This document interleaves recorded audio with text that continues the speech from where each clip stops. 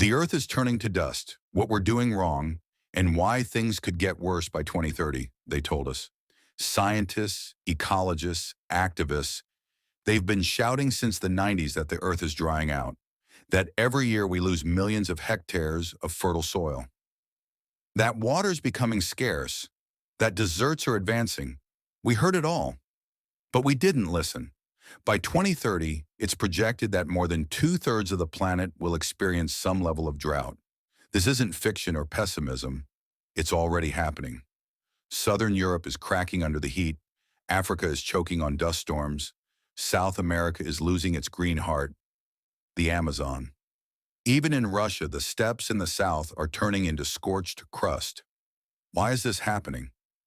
First, agriculture. We are squeezing the last nutrients out of the soil.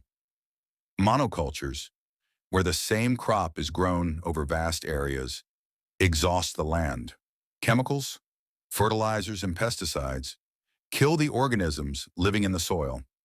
Fields become dead, and then the water disappears. Second, mass deforestation. Forests aren't just trees, they're climate regulators. They retain moisture, provide shade, regulate temperatures. Without them, the climate becomes harsher, water vanishes, and the earth turns to dust. Third, climate change.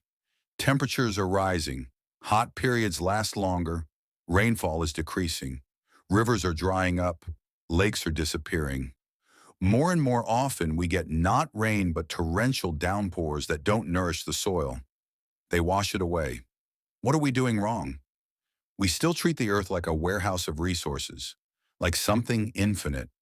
We live by the logic of take, use, discard. We don't replenish what we take. We don't think about consequences until they hit us in the face.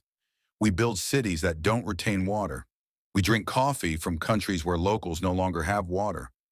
We buy meat whose production requires thousands of liters of water per kilogram. We destroy land for short-term profit, and then wonder where the crops, water, and forests went. What must be done? Restore.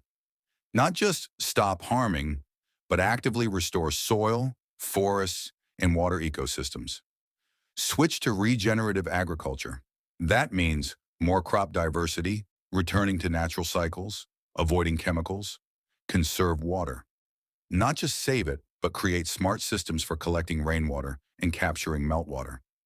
Change our consumption. Every purchase influences the climate. Less meat, less pressure on land, less clothing, fewer trees cut down. Build nature-friendly cities, green roofs, shaded streets, water harvesting systems. The year 2030 isn't some distant future. It's almost tomorrow. And if we don't start treating the planet as a living being, it will begin to respond. It already is. And yes, people have already been talking about this for a long time. But now not just in labs, on the streets, where dust hides the sky, rivers turn to cracks, and children have never seen rain.